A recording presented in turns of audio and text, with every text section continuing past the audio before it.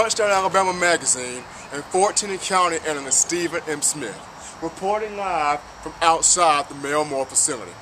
Head coach Nick Saban is at the podium right now, getting ready for his press conference.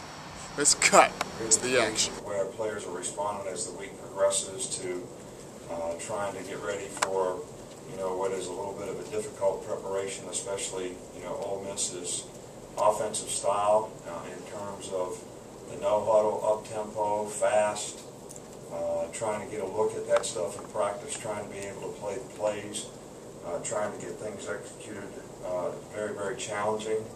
I think this is a very good offensive team that we are playing. I think they're third in our league in total offense. They scored a lot of points this year, 31 points against Texas. They have a lot of speed, and they do a good job of utilizing it in the style that they play. So I think it's very, very important that our players are looking forward to what they need to do to be paying attention to detail, to do the little things right, to be able to focus and do the things that we need to do to be successful, in this game. I think this is a game that should be all about what we have at stake. This is if you have a chance to be significant as a team, it's about what you do each week in this game. And this is the most important game of our season because it's the game that we play this week. And I saw a videotape a couple weeks ago when we played somebody about Tim Tebow giving his famous speech, after they were undefeated for a year and won the national championship and were going undefeated the next year and had won 20-some games in a row or whatever. And guess what? Guess who? Guess when? Somebody beat them at home, in their place, and then there was the famous speech. It's never going to happen again.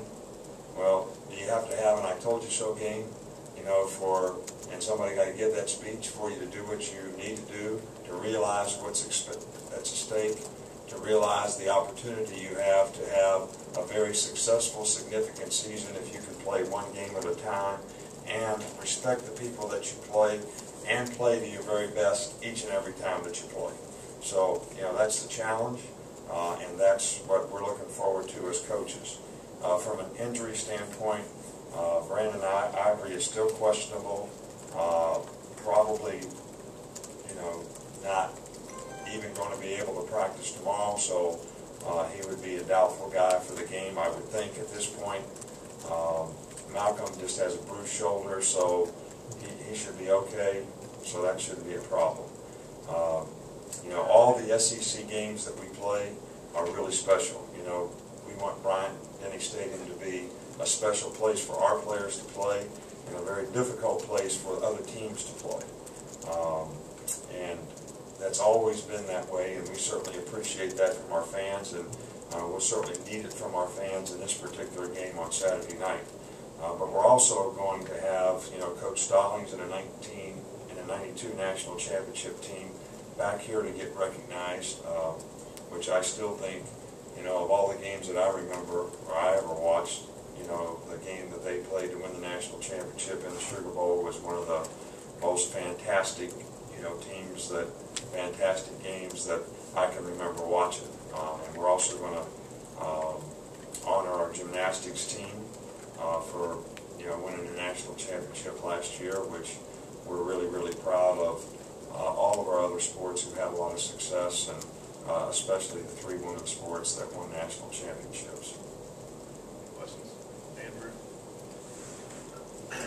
With Brandon likely out, how has Darren Lake handled kind of the maybe more increased responsibility? Well, if he handles the increased responsibility, he'll play. If he doesn't handle it, we'll play somebody else. We played other players at those before, and we're going to have to play a lot of players in this game and certainly keep the defensive line fresh, so there's going to be a lot of guys get a lot of opportunities to play. But we're also working other people, at nose. Coach, a question about punt return. What goes into the decision of whether to set up the return or go for the block? And are those decisions based more in game planning and scouting, or more in the in-game situation you find yourself in?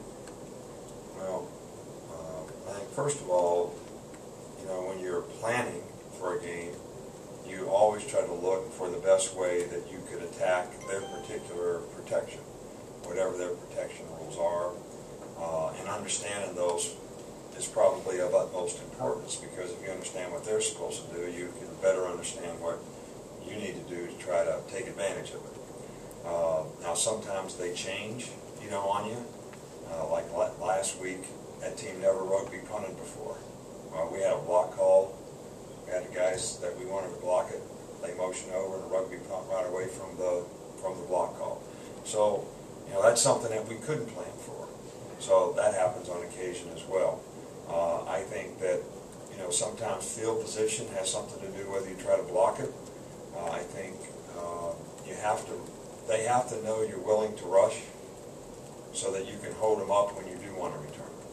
If they can ignore the fact that you may be a rusher, whether it's your demeanor, as a player, standing there, you want the guy to think you're going to rush, so he has to block so you have a better chance to hold him up.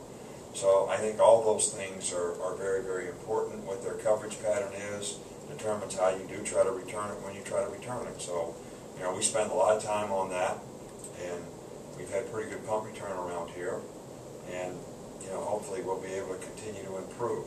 Last week we had some shots, and on a couple of occasions, we're probably a block away from getting a big one, but we need to continue to work on it. A little more on punt return. What qualities do you look for in your returners themselves, and what have you seen out of D. Hart from last week? Well, first of all, the most important thing in the punt returner is possession of the ball. We get the ball back. All right, so fielding the ball, not turning the ball over, having good ball security, having good ball judgments, making good decisions about letting the ball hit the ground and letting them gain field position by not fielding the ball. All those sort of intuitions that a good punt returner has to have, almost like an outfielder in baseball, are probably the number one factor. The number two factor is can the guy return the ball and make a first down with the return based on the scheme that you have, and can you change field position on a consistent basis by averaging over 10 yards a punt return, which means you're making one first down for the offense, every time you get the opportunity to return the ball. So a guy's ability to do that would be the next thing that we would look for. And D. Hart has done a really good job in punt return, and we're very pleased with both guys, actually. Kristen Jones did turn the ball over, but he really took a shot. That happens on occasion. So we feel good about both those guys. Coach, the late kickoff, the 8:15, anything different you guys do with the amount of time you have before kickoff? Fill that time? No, we played these games before, and we play a lot of different times, a lot of different places. I think guys get in routines, and we have a routine when we play a night game, and this game may start, an hour later than the last one did, but it's not that big a difference in, what we do, how we prepare, how we manage the day. It's pretty much the same. It hadn't seemed to be anything that has affected our players. They know what time the game starts, and they know what time they need to be ready to go, and we don't change the routine much for what we do. When we have a night game, it doesn't matter if it starts at 7 o'clock or 8 o'clock. We go to the movie the night before. We have the same program on Friday night. We have the same program on Saturday that we normally have. So everything gets pushed back 1 hour. So everybody gets to sleep an extra hour. I guess they're probably like that. Last one. Coach, what are some things that you'd like to see in terms of improvement in your passing game? Well, we've been efficient in our passing game in terms of, the quarterback's play. I just think that paying attention to detail, in pass protection and eliminating the negative plays. I think that, when you get sacked, it's usually a fundamental breakdown, a lack of attention to detail. In both sacks last week, we couldn't block the blitzes. There's some blitzes that you can't block. Relative to the number of guys you have, because the quarterback can't block anybody, so they got one more guy that you can block all the time, and it's just a matter of fractions in terms of how many they bring and how many you have to block. So on that particular protection, in that particular circumstance, we couldn't block what they did. All right, so we're supposed to throw the ball hot. Hot means the receiver's breaking his route. He knows if this one guy right here blitzes, we can't block him. That makes one too many. So twice in a game, that happens. And once the receiver doesn't break it hot, the other time the quarterback doesn't throw it hot. All right, so when you're talking about that kind of stuff, you know, that created 2 negative plays, you know, 2 sacks. One sacked us out of field goal range, you know, because it was about a 16 or 18-yard loss.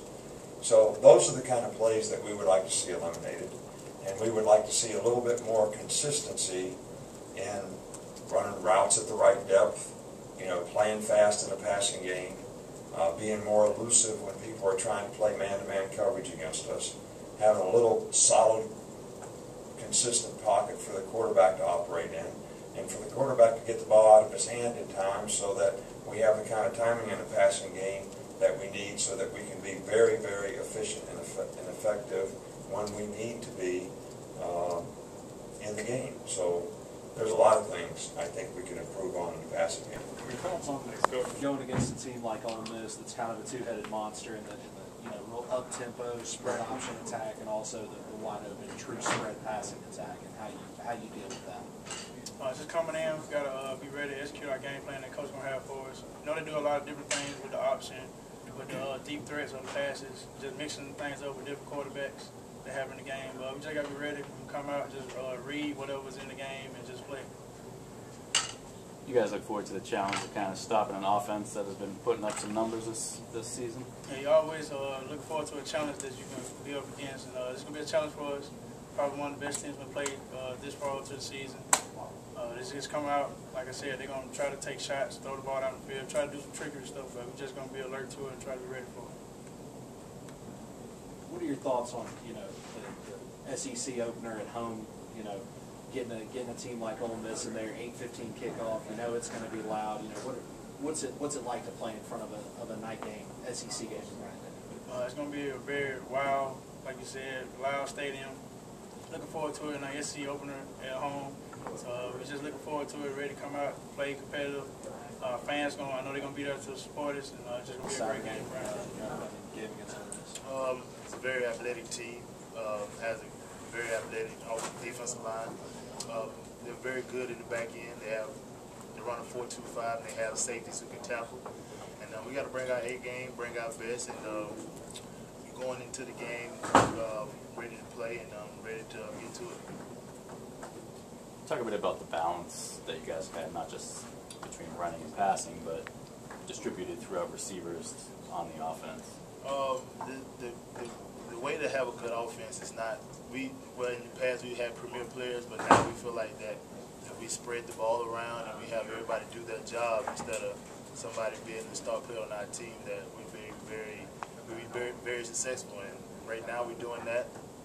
I don't think nobody has over 10 catches right now on our team probably. So it's a good system, and we're working towards getting better at it. And right now we're moving towards Ole Miss. Now, is that a product of some of the older guys leaving and just kind of the new regime kind of taking over and it's kind of spread out, or how did that kind of come to play?